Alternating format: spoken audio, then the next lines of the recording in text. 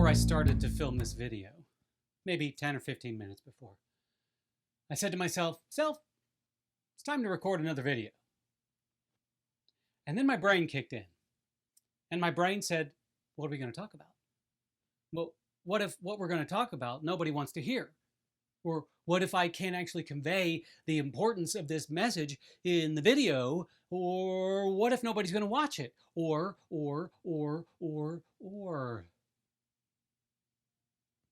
I think you get where I'm going at. Going for. Get what I'm going for. You understand what I'm saying? Maybe, I don't know. Who knows?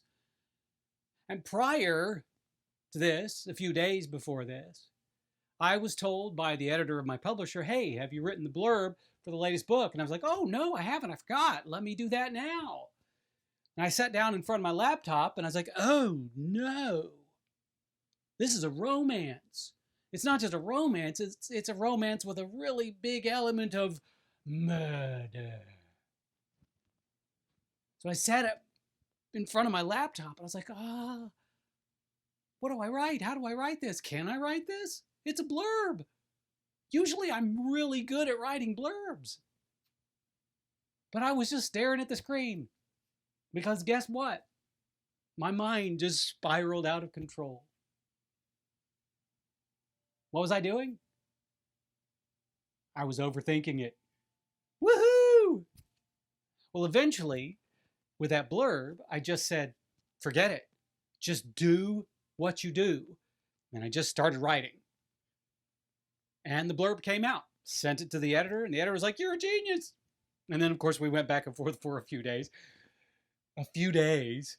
To try to get like 3 paragraphs just right for this blurb. But it wasn't until I was able to remind myself to not overthink this that I was able to actually do it. I'm going to make a bold statement here. Are you ready? Pay attention, please, okay?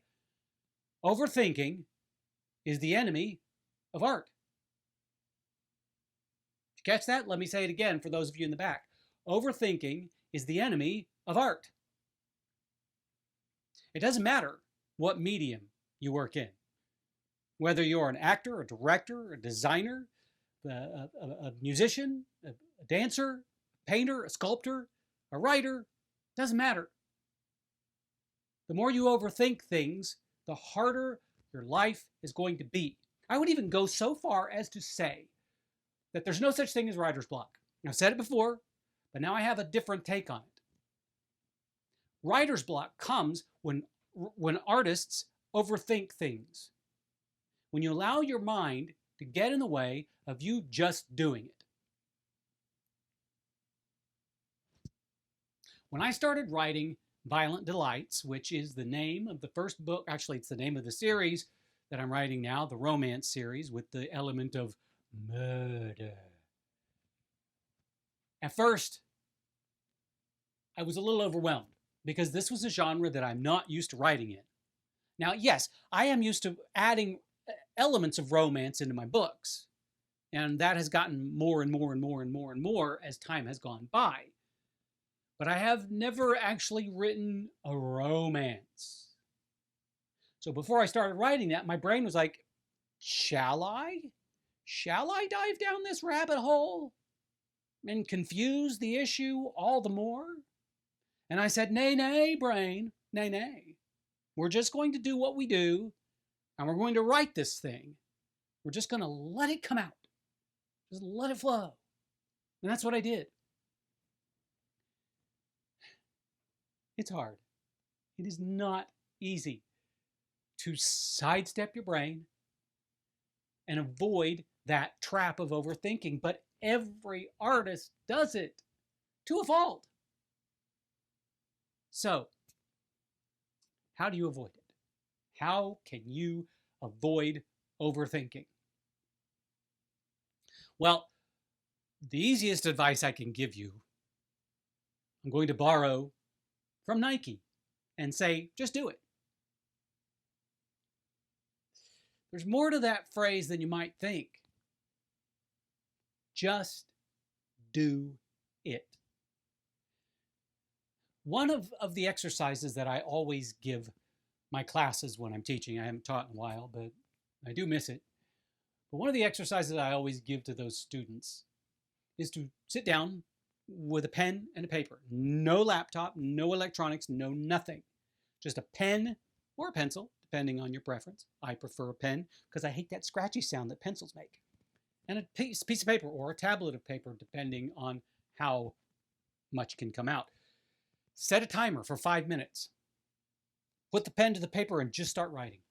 Don't think about it, just write. Whatever comes out, just write. Just let it come out. Doesn't matter if it makes sense. Doesn't matter if there's a narrative. Doesn't matter anything. It just matters that you're writing. That's all. Just write. Just write and write and write and write and write until that timer goes off. Do not let that pencil lift off of the paper until the timer goes off. Don't stop writing until the timer goes off. Keep doing it. Just keep doing it. Write, write, write, write, write, write, write. When the timer goes off, stop writing. Put your pencil down. Put your pen down. That's it. Test over. And then read what you wrote. Does it make sense? Doesn't matter if it makes sense. Does it make sense? Here's the thing. I guarantee you, I absolutely 100% guarantee you that among those scribblings that you just wrote, you're going to find some real gold. You're going to find a sentence or two, maybe a whole paragraph that you look at and go, wow, trust me on this. I have done this exercise plenty of times, but there have been a few occasions when I've done this exercise and I've written a sentence or a paragraph that I read it and reread it and reread it, and I'm like, oh, there's a book in there. There is a book in there. Remember the old adage that if you give enough monkeys a typewriter and enough time, eventually they'll write Hamlet. Or one of them will write Hamlet. Maybe they'll gang up, they'll work together, they'll collaborate and write Hamlet, and that will be a different world. But what that means is eventually that these monkeys are just going to start hammering away at the typewriter, and luck is eventually going to be on their side, and they're going to write something that actually makes sense. You're going to do the same thing. And the important thing is you just get out of your way and let it happen.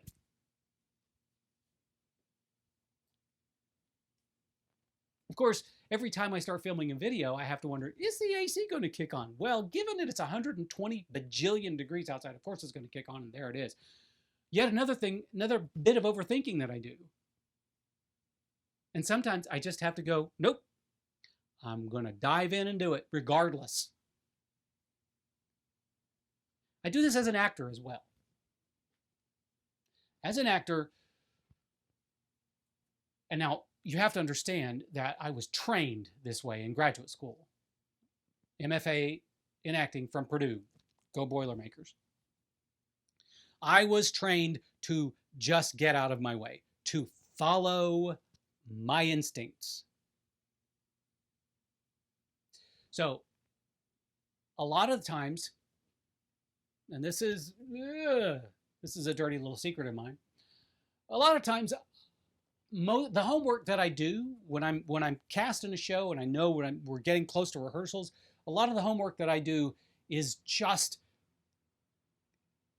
is kind of a mental and emotional exploratory exercise where, as I'm memorizing the words, because I like to go into the first rehearsal as off book as I can, I just play around with words.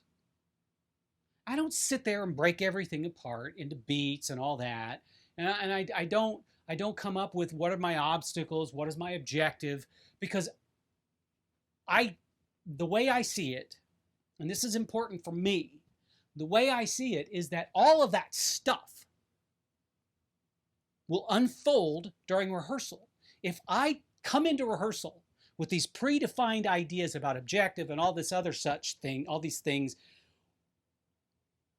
I'm not taking into consideration what the director wants or what I'm going to get from my other partners on stage.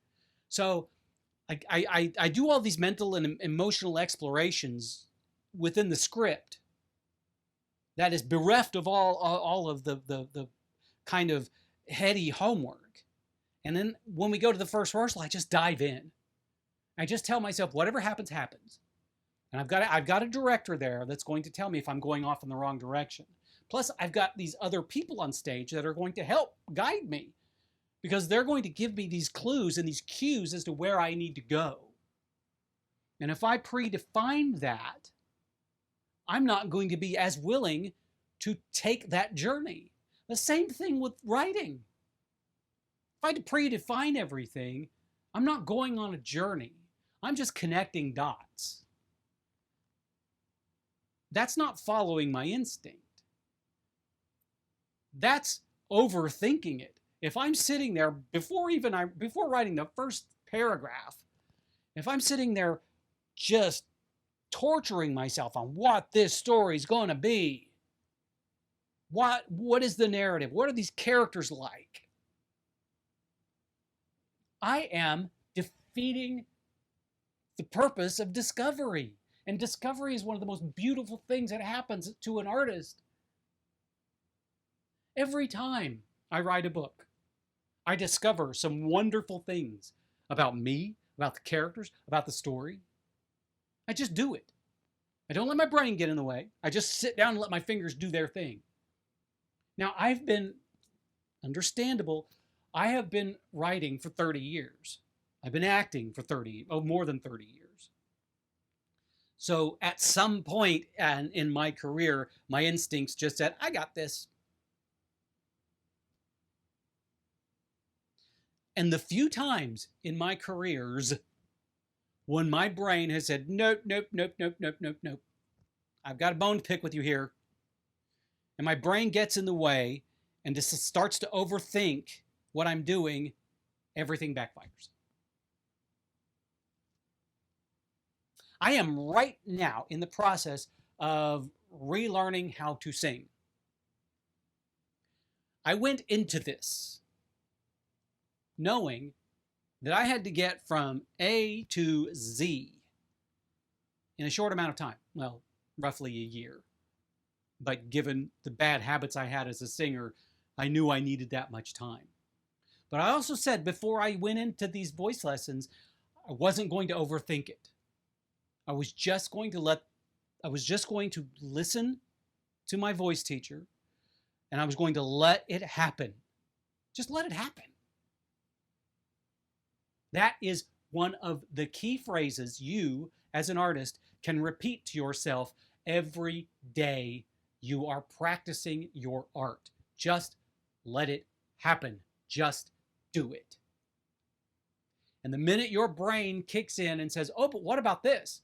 You look your brain in the eye and say, nay, nay. No buts. No but what. No what about. None of this. Because I'm just going to do it.